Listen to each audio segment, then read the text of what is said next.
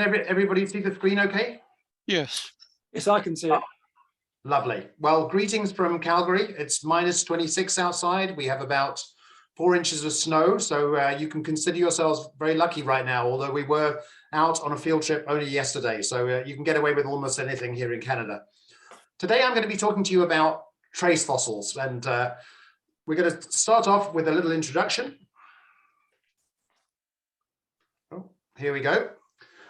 So traces of structures produced in rocks and sediments by the life processes of organisms. So basically they're the traces that are left behind by organisms. And what's nice about them is that whereas body fossils can be transported and moved to different places, the traces themselves are very rarely mobile. So they'll stay in place. So you know that whatever activity took place exactly where you found it.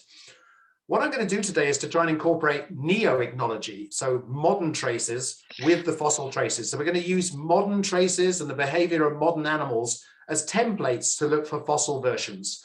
So you can use the traces to interpret behavior, but hopefully we can think about some of modern traces that we see when we go out into the field and then look for them in the fossil record. And many modern traces have never been seen in the fossil record.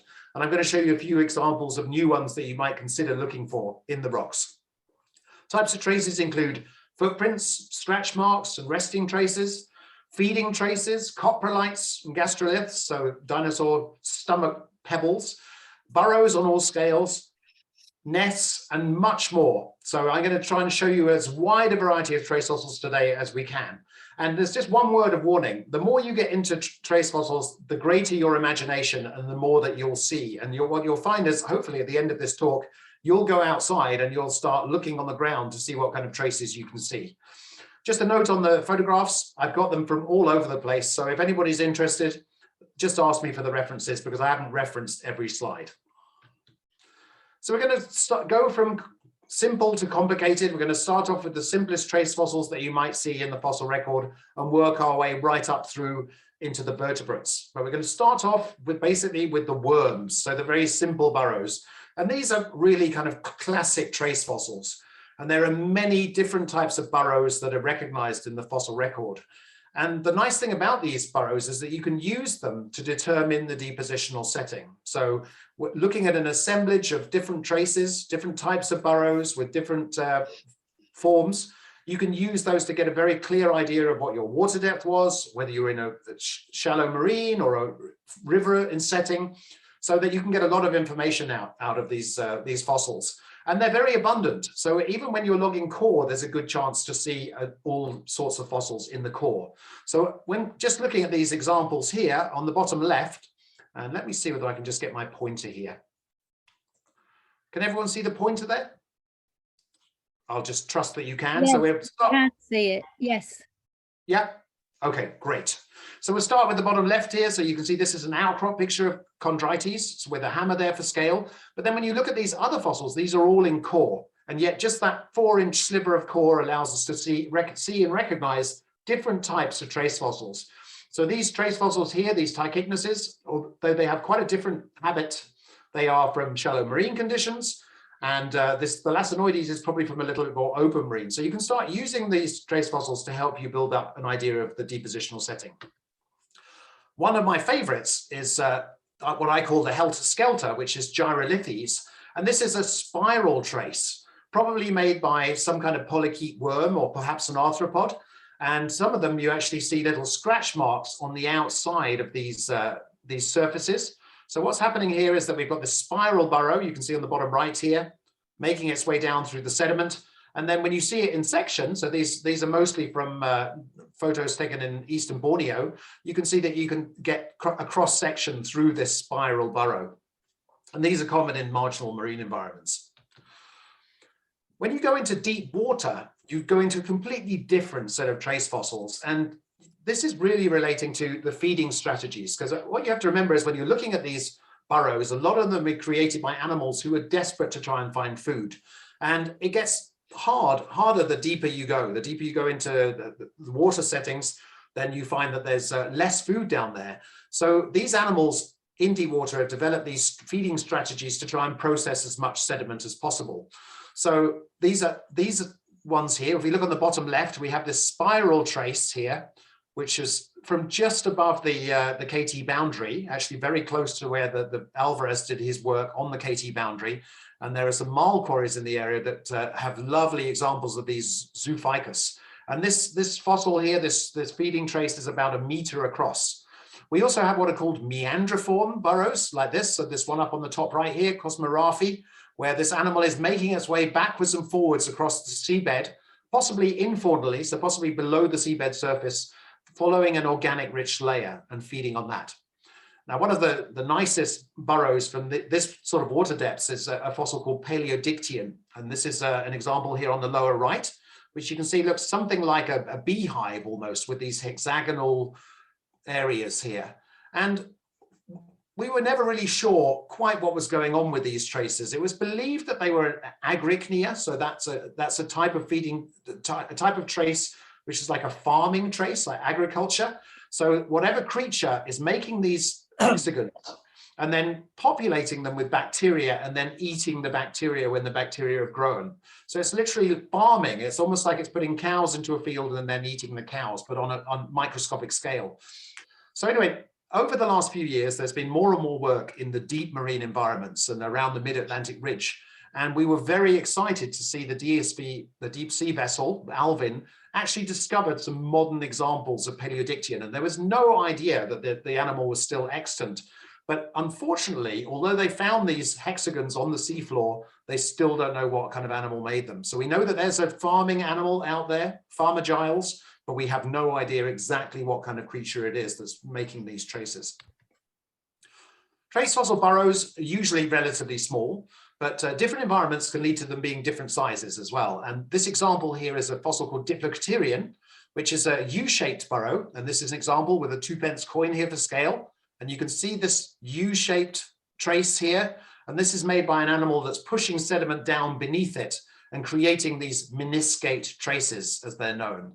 And normally, as you can see, it's about 2 or 3 inches across, but there are some giant examples out there. And these U-shaped burrows, which you can see here, I'm just outlining them on the top right, which are from Eastern Borneo. These ones are massively bigger. And I believe the reason for this is because it's in a tidal channel environment. So this is what the overall outcrop looks like. And you can see I've outlined the series of tidal channels, stacked tidal channels in here. And the currents that are going in and out of these tidal currents are very, very strong. So only the very large specimens, the really robust worms, are able to hold themselves in place. So you only see the large burrows and you don't see any small ones. So there are other reasons why you may have different size assemblages. Okay, we're now going to move on to mollusks, and I put an ammonite rolling trace in here just as an example, but we're going to look at how different mollusks leave traces behind them. So I'm going to start off with a bit of artwork here, and this is just to show you that although trace fossils are very useful and functional, they can also be quite beautiful. So I've got 2 examples here. This is basically a limpet that's been using its radula, which is like a scraping mouthpiece, to scrape its way across the sediment. And this is actually in rock here. So this is the successive traces left by a limpet. And then this other example here is from a modern trace, so a neo-ecological trace from Oman, where these gastropods have been playing around in the mangroves on a muddy surface. So this is a picture of what it looks like just day to day. This is they're tellurinas, these gastropods. So they only occur in the mangroves, but they leave these beautiful sinuous traces there as well. And we've got all kinds of different traces which are left by these gastropods, many of which are very beautiful.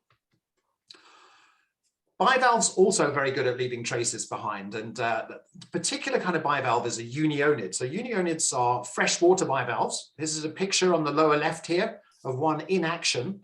They're a very interesting animal because when they have their babies hatch out of the eggs, and they're just little wigglers. And the little wigglers, they have to go into a fish's gills to mature. So if they don't find a fish gill, then they just stay as little wiggly organisms. But if they find the fish gills, they'll mature in there, and they'll come out, and then eventually they'll grow into fully fledged bivalves. And they're about 4 to 6 inches in length. They're still living in Alberta today and in other parts of the world. This picture I took in eastern Alberta, so not far away from where I live. So in Dinosaur Park, Cretaceous rocks, about 75 million years old, we see these beds of unionids, traces. So these are trace fossils here up on the top left. And that each one of these represents one trace left by one unionid, which is poking itself down into the sediment. So there's so much going on. It's so rich and so fecund and so lovely for these animals that they're shoulder to shoulder on the riverbed.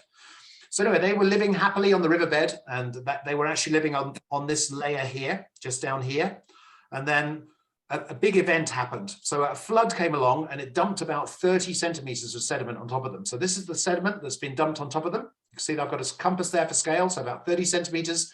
And you can see these meniscate traces here that are making their way up through the sediment.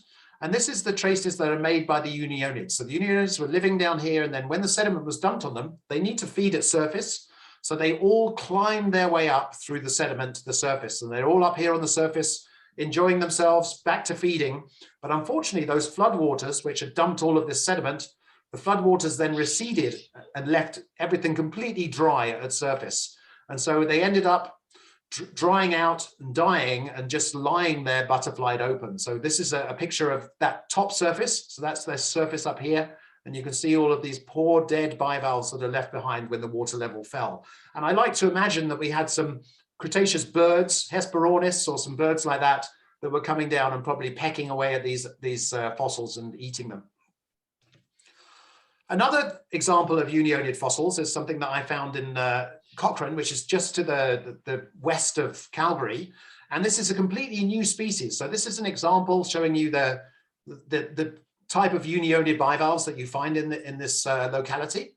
And I found this block lying down by river level. So this had eroded out, about 60 million years old, sandstones, and it had fallen out and fallen down by the river here. And you can see there's all these weird crater looking things, inverted craters here on this bed. And when you track them back up to the outcrop, you can see that they're actually not craters. They're sort of the opposite of craters. They're depressions into the riverbed.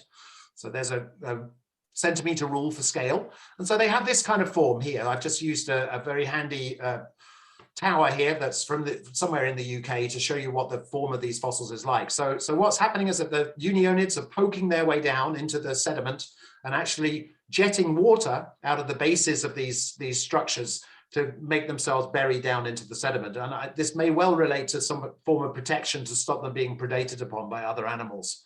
And one nice little postscript to this story is that a giant block fell onto this outcrop, which is really very unfortunate because this is a new species. There's no way of collecting it, and it was covered up by a big block. And I took a field trip there, and I was bemoaning the fact that you couldn't really see these fossils, and 6 of the people on the field trip just lifted this block up and moved it out of the way for me. So if anybody comes to Calgary, then I'm happy to take them out and show them this once again pristine outcrop.